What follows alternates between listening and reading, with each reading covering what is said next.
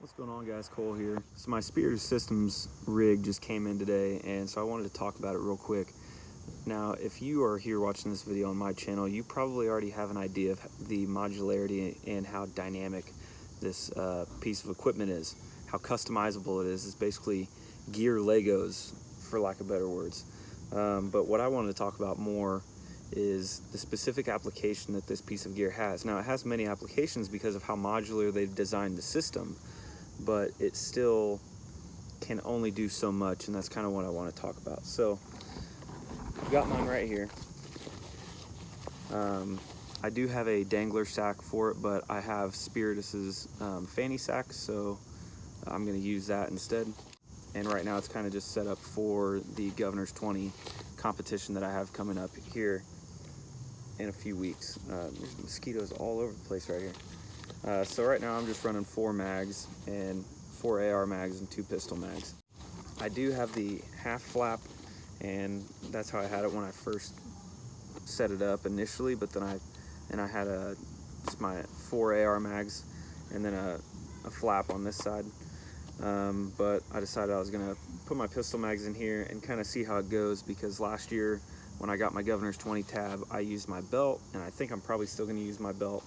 And that's kind of my one thing. Obviously, this is an extremely popular piece of gear. You can kind of trust the masses, you know what I mean? If everybody is into something, it's probably a good piece of kit. And so this thing doesn't really have many cons. The one con that I have is how, and this is gonna sound kind of silly, but how good the retention is in these magazine inserts is ridiculous. Like, I end up pulling, if I'm reaching for an AR mag, I end up pulling what little slack I have in my straps. Like, you almost have to like death cinch your straps down to keep it from pulling the rig up, and then by the time you actually get the mag out, you're almost hitting yourself in the face. Like, that's how good the retention is in these. So take that for what it's worth. I mean, you're not gonna have any mags falling out of this thing, I promise. I promise you that. These are never gonna fall out. In a timed event, like for my competition, you know, that's what I'm getting at. That's my point. There's a time and a place. And so I'm probably just gonna stick with my belt. But using a belt, I recommend for a standard infantry dude, if you're into this and your unit actually lets you use something like this, that's awesome. However, the standard infantry guys typically have the most strict SOPs out of the combat arms world, or just the conventional forces. If you're in a special operations unit, you can probably more do what you want than a standard infantry unit, and that's where I come from, so that's what I'm gonna talk about. You know, with this thing, you can carry up to 6 mags, and the standard infantry loadout is 7 mags. So you can have 6 mags in here and 1 in the gun, but unless you have a dangler or something, you're not carrying anything else besides this.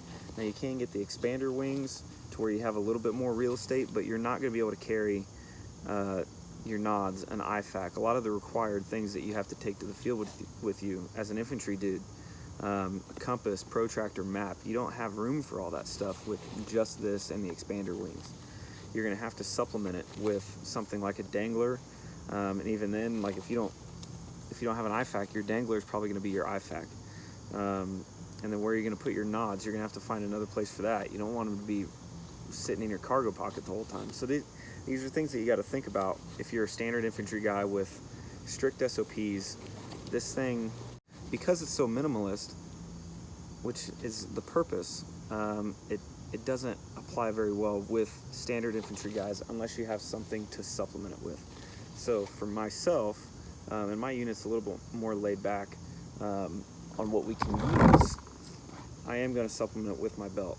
And this is my Persec Aware belt. I have a review about this belt on my channel, so go check it out if you're curious about that. But I can't recommend this thing enough, especially since I'm probably never going to run this with 6 mags. If I take these 2 pistol mags out, because standard infantry dudes don't really use pistols, as an infantry guy, you're not going to really use a pistol, so I'm probably going to take these pistol mags out, move this rifle insert over to this side, and then put my half flat back over. And then I can put my multi-tool, a headlamp, stuff like that right there, but you can't really fit that much right there. like my nods, I'm still gonna have to find a place to put my nods, and I have that fanny sack. That's probably where my nods are gonna go, is in my fanny sack.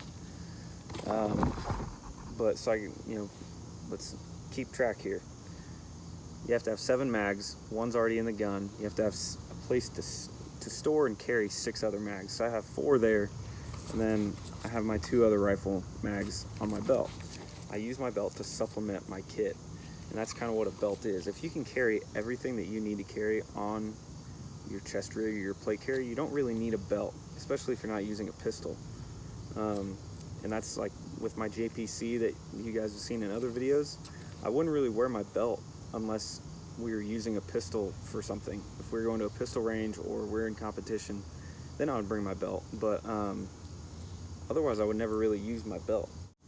Now that this is what I'm going to run as my primary chest rig, I'm going to have to use my belt, which is fine because I love using it. But it went from not being necessary because I could carry everything on my kit, on my primary piece of kit, to now I can't. So now I have to supplement with a belt and with a fanny sack. Because you guys know how it is. Sometimes your standard infantry loadout is 7 mags, but then they might only give you 3 or 4 mags to take to the field. So then I can just run that and not run the belt. So it's all situational and mission dependent, obviously, but I just wanted to make sure you guys thought about that before you go and buy this, because you're not going to be able to carry all your kit on this, and you're going to be really bummed because it's an expensive piece of gear.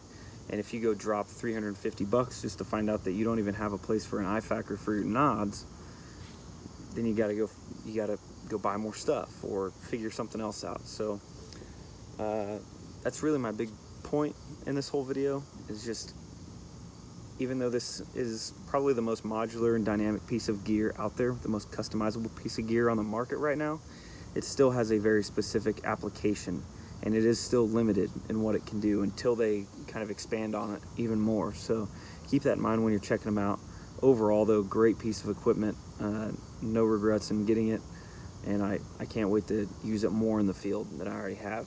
So because I don't know if I said this earlier, but this is my 2nd time I've had a Spiritus Systems rig.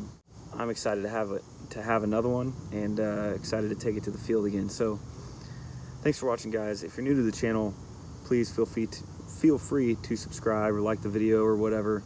Leave a comment on how you have your setup done, if you have a Spiritus Systems rig, or just what your chest rig or plate carrier setup is in general. Check out my other stuff. I got a lot of gear videos. So yeah, and I'm probably going to be uploading a new AR-15 review here as soon as I get my last piece in the mail here tomorrow, it should be. And I'll probably be talking about my new AR setup and the whole finished setup. So keep a lookout for that. Anyways, take it easy, guys. Thanks for watching.